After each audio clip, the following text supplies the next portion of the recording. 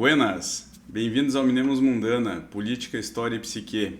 Eu sou o Kami, sou professor de História e hoje vamos ao segundo vídeo sobre Roma. Vamos falar sobre o período imperial de Roma. Antes de mais nada, eu gostaria de falar um pouco sobre o conceito de anomia, um conceito que eu poderia ter falado um pouco também lá no primeiro vídeo que fiz sobre a Grécia, né? Que seria um modelo social onde não há um sistema de governo bem estabelecido, não há uma governança nem monárquica, nem... seria mais ou menos um estado de caos. Vejam bem que eu não estou falando de anarquia. Anarquia é uma utopia socialista que visa a ausência de Estado. Já a anomia é uma situação que foi reconhecida pelos gregos em Siracusa, por exemplo, onde imperava a lei do mais forte. É interessante a gente falar em anomia quando se fala em Roma, porque como eu já falei no vídeo anterior, a ordem interna de Roma era mantida através de milícias. Essa cultura de organização social está muito relacionada à formação da máfia, da Cosa Nostra, e durante toda a história italiana, latina, se manteve. Eu estou falando aqui que a formação do Estado em Roma está muito relacionada a quase que um crime organizado mesmo, porque até se a gente for voltar na origem mitológica de Roma, eles deixam isso claro. O fundador de Roma, o Rômulo, ele teria colocado uma regra em que qualquer pessoa criminosa que entrasse nas fronteiras da cidade teria perdão dos seus crimes. Então a cidade de Roma coalhou de criminosos. E isso fez eles serem os mais brabos.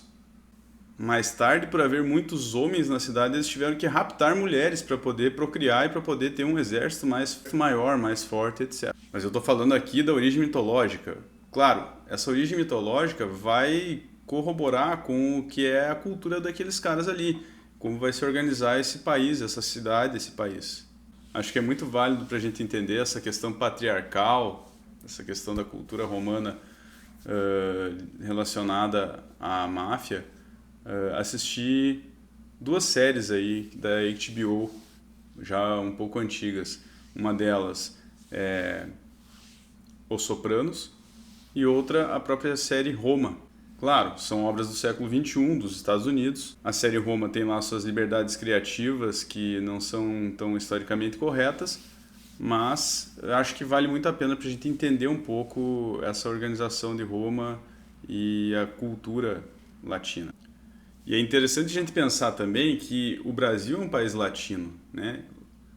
Eu não cheguei a falar sobre isso, mas latino vem da região do Látio, em Roma, né? Que é também uma região rica na produção de leite. É interessante a gente pensar que nós somos latinos e que o Brasil também tem um pouco, bastante dessa cultura, né?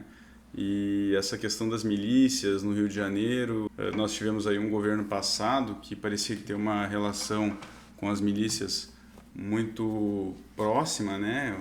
Teve condecorações a miliciano, teve uma série de... Enfim, eu compartilho da opinião que aquele governo não era um governo autoritário, e sim que o movimento do bolsonarismo e que o governo do Bolsonaro ele buscava mais uma anomia, né? A situação de que quanto mais caos, melhor, pois isso fortalece as organizações, os mais organizados, os mais fortes que sobram. Então as igrejas evangélicas seriam as organizadoras da sociedade, né? Organizariam a cultura moral, costumes, né, da sociedade, e a repressão, a segurança ficaria a cargo das milícias, como é mais ou menos o Rio de Janeiro atual. E acredito eu que o plano era transformar o Brasil num gigante Rio de Janeiro. Bem, o sistema imperial em Roma era mais ou menos isso.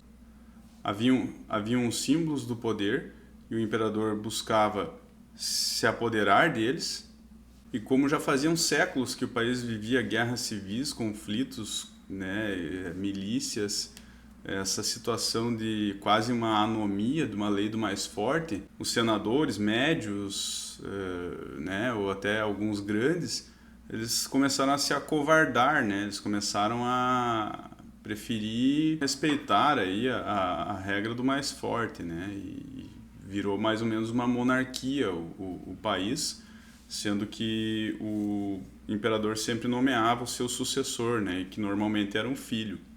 Então ficou próximo de uma monarquia. mas o Senado sempre reconheceu o imperador, né? Havia a situação do anel, né? O imperador sempre passava o anel antes de morrer para o seu sucessor. Então, ali na época da sucessão, né? Então, ali na época da morte do imperador, ficava todo mundo muito próximo ali, o mais próximo possível, para pegar esse anel e ser o sucessor, né? Então, esse símbolo de poder depois ia ser reconhecido pelo Senado, e para deixar tudo meio em ordem, era melhor reconhecer logo, todo mundo baixar a bola, porque se esse cara tivesse a cultura do poder ao seu lado, esse cara poderia mandar caçar qualquer um, né? Enfim, ninguém ia querer estar contra o imperador. Ninguém ia querer estar contra o sucessor do César. Para acalmar os ânimos da plebe, dos escravos, enfim, dos estrangeiros, então a política de pão e circo, né? Construção de grandes estádios, distribuição de ração, né? Distribuição de grãos para a população, para que haja comida circulando, né? E aí, durante uns 150, 200 anos, houve a chamada Pax Romana, né? Um período em que Roma teve uma expansão relativamente pequena, mas continuou se expandindo, mantendo ordem interna, sem conflitos civis, sem guerras civis, pelo menos, né? E certa prosperidade do Império Romano. Teria sido assim o auge do Império Romano. Porém, lá no século III, parece que esse modelo de Roma, de inchar, inflar e colocando, né, populações para dentro, escravos novos e tal, parece que ele entra em crise. Por quê? Porque não há mais para onde se expandir. Se você pegar o mapa de Roma, você vai ver que ao norte é gelo, ao oeste é mar, é o Oceano Atlântico, ao sul o deserto do Saara, ao leste o Império Sassânida e, sei lá, os Urais, é deserto, enfim, não é um caminho fácil e nem é um caminho possível. Por quê? Porque não basta eu ter um território para dominar, esse território também tem que ser lucrativo, precisa valer a pena eu dominar essa região. Então, ou era uma região, um povo muito brabo, muito difícil de dominar, né? E às vezes é um povo muito brabo num deserto. Então, tipo, não vale a pena. Outra questão é que Roma já estava muito grande. Então, naquela época, sem celular, internet, etc., sem telefone, comunicação boa significava ter boas estradas, para um cavalo poder correr rapidamente por essas estradas, algo assim. As notícias chegarem rápido.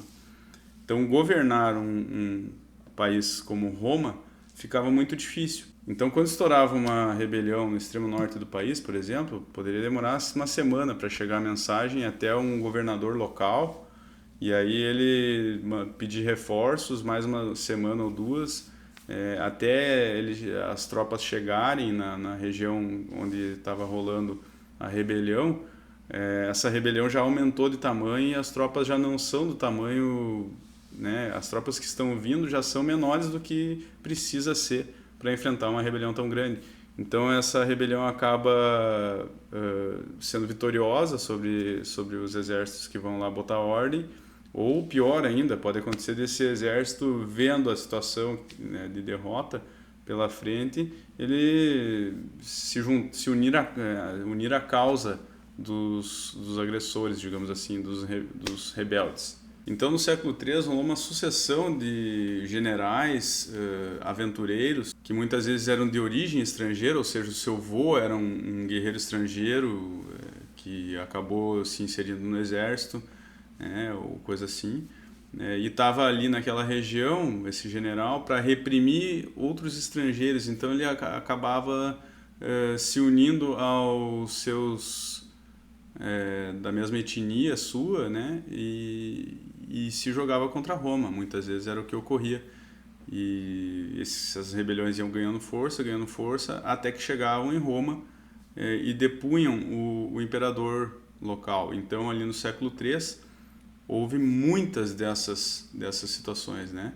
Quando um imperador chegava a se tornar Quando um desses generais aventureiros chegava a se tornar imperador, já tinha outra rebelião crescendo em outra parte do país com o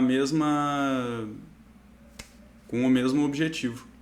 Então, sucessivas vezes isso aconteceu. Então, para vocês terem uma ideia, num período de 50 anos, sucederam-se 26 imperadores, né, dos quais só o primeiro e o último morreram por causas naturais. Os outros todos foram por um golpe de Estado, e aí executa o cara e troca o imperador. Essa situação só começa a se resolver quando Constantino faz alguns acenos, se aproxima das milícias cristãs, que até então haviam sido perseguidas por uns 200 anos dentro de Roma. E aí, após um período de mais guerras civis, né, em que foi dividido o território romano em 4 governos, e aí depois o Constantino acaba derrotando os seus adversários, assim como rolou lá nos Triunviratos. E aí sim, esse cara, com o apoio dos cristãos em peso no seu exército, ele vai botar a ordem mais ou menos de novo no país. E aí, como a base uma boa base do seu governo era cristã, os cristãos começam a ganhar espaço na sociedade, vão ter liberdade de culto, e também o governo vai sempre fazer acenos aos cristãos para que eles possam coagir dos certos costumes que não agradavam mais o governo romano. Então era o caso dos rituais que envolviam sacrifícios, era o caso dos bacanais, era o caso dos rituais em que envolviam ervas, enfim, para alcançar a transcendência. E quando a religião cristã passou a ser oficial dentro de Roma, todas as estátuas de deuses e, enfim, a Vila Olímpica, onde rolavam as Olimpíadas, que era um ritual religioso também, tudo isso foi destruído e sobrou apenas os pedaços. Por isso que a gente tem aí muitas estátuas clássicas que você tem tudo quebrado. A primeira coisa que eles quebravam foi o nariz das estátuas, né? Porque o nariz tem uma simbologia de poder para os romanos, né? Então, quando se quebrava o nariz, se desfigurava o que era aquela estátua. Para falar de cristianismo, é interessante a gente falar também de escravidão. Eu falei pouco sobre escravidão nos outros vídeos e acho que deveria ter falado mais. Enfim, está na base dos sistemas produtivos dessas sociedades. Acho que todo mundo já sabe disso, mas a escravidão na Grécia Antiga e em Roma não tinha nada a ver com cor. Isso vai passar a ter a ver com cor lá no século XIV, XV. A escravidão nessa época era um castigo, digamos assim, para os inimigos que foram derrotados e presos e levados como escravos, então, né? Ou era uma escravidão de origem por dívida, né? Que também, tanto na Grécia quanto em Roma, com o tempo se criou leis, né, para impedir a escravidão por dívida. Foi uma conquista dos mais pobres nessas duas sociedades. Mas coincidiu com a expansão do cristianismo em Roma a crise da escassez da entrada de escravos. Então veio um pouco essa questão de o que veio primeiro, o ovo ou a galinha. O cristianismo chegou em Roma através das mulheres da elite romana que iam com os seus maridos governantes da região da Judéia, né, para lá, e conheceram o cristianismo lá e depois trouxeram para a Grécia, para a própria Itália, né? E primeiro foi entre essa elite, mas depois se espalhou muito entre os escravos. Vejam bem, porque a mensagem do cristianismo ela vai ser perfeita para os escravos, né? Bem-aventurado aquele que é perseguido, aquele que é, né? Ela vai se espalhar também entre os adversários de Roma, entre os perseguidos de Roma, os estrangeiros, né? Porque, enfim, como eu já disse, e ela vai também se espalhar entre os soldados, porque também tem aquela dimensão do Deus está do meu lado, quem está contra mim, né? Então, vou para a guerra sabendo que eu vou vencer, porque meu Deus está do meu lado. Então, assim, é uma mensagem que circula facilmente em Roma, por mais que tenha sido reprimida em determinados períodos mais, em determinados períodos menos, né? Mas se espalhou muito em Roma em virtude do grande número de marginalizados que havia em Roma, de perseguidos, de pobres, de escravos, né? Foi se espalhando a mensagem em Roma. E o cristianismo é a primeira grande religião do mundo, especialmente monoteísta, que vai dizer o seguinte: todos somos irmãos. E não pega muito bem você escravizar o seu irmãozinho, né? Você transformar o seu irmão numa coisa, um objeto que pode ser vendido, numa máquina. Então, assim, o que veio primeiro, o ovo ou a galinha, não sei. Eu sei que foi muito conveniente, né, para o que vivia o Império Romano nesse momento, a expansão do cristianismo. Porque era preciso uma mudança de paradigma no seguinte sentido. Não vai chegar mais escravos. Então, esse modo de explorar o trabalho, a escravidão, não rola mais, entende? Temos que explorar o trabalho de outra forma. Então, conforme o cristianismo vai avançando, a escravidão vai acabando. E quando o cristianismo se torna a religião oficial em Roma e todas as outras são proibidas, a escravidão também começa a acabar. Ela continua existindo, mas se torna profundamente imoral escravizar o irmãozinho. No lugar da escravidão, várias foram as formas de exploração do trabalho, desde a mão de obra assalariada até a servidão, enfim, o colonato. E coincide também com isso a crise profunda que o Império está vivendo. Então, aquilo que acontecia antes de ele ir fazendo protetorados e ampliando as suas barreiras, vai acontecer o contrário. Agora ele vai entregar os dedos para não perder os anéis. Ele vai começar a entregar faixas de terra que vão ser entregues como colonatos, em que os colonos podem trabalhar essa terra, né? Ou são estrangeiros que vão receber um pedaço de terra ali, uma liderança estrangeira, para trabalhar dentro de Roma, com a ideia de que esses caras vão proteger das invasões externas, né? Porque, enfim, eles vão pensar assim: se nós entregarmos para uma liderança estrangeira aqui da nossa região, que é nosso cupincha, esse cara vai proteger o pedaço de terra que ele recebeu. Então, os estrangeiros, quando forem tentar nos invadir, nós vamos botar... É aquela coisa que se faz hoje, botar pobre lutar com pobre, né? Polícia lutando com o favelado, né? Algo muito próximo, talvez. Né? Então, a ideia era mais ou menos essa: vamos colocar estrangeiro defender aquele pedaço de terra que nós damos. Claro que às vezes o tiro saía pela culatra. Então os estrangeiros se uniam e os dois era pau em Roma.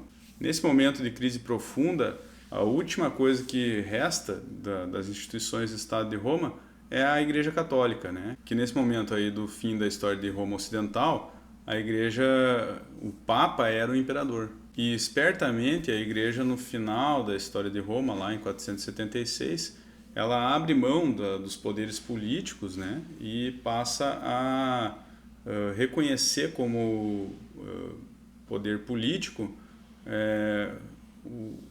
os bárbaros que estavam ali invadindo então o território romano. E ela vai ficar apenas responsável pela questão das relações públicas. A igreja vai se tornar aí, nesse momento, uma referência para as negociações entre os chefes, né, entre as tribos, etc. Enfim.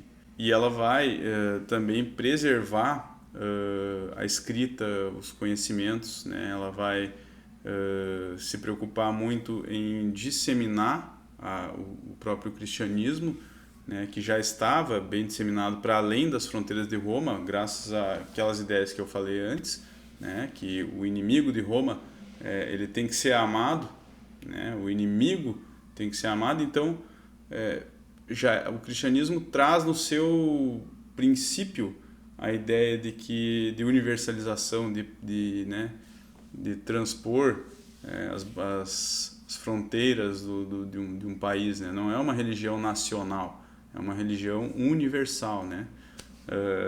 Com perdão da troca aí.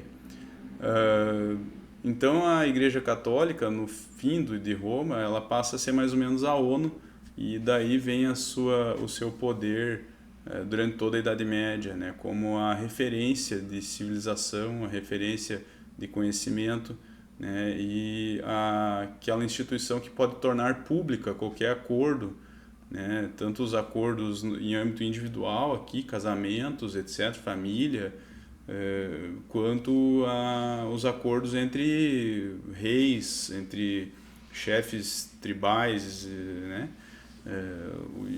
E aí também muito importante, eu ia me esquecendo já de falar, falar do comitatus. O comitatus é uma instituição romana que havia também, que era que tinha a ver com a organização dessas milícias, né?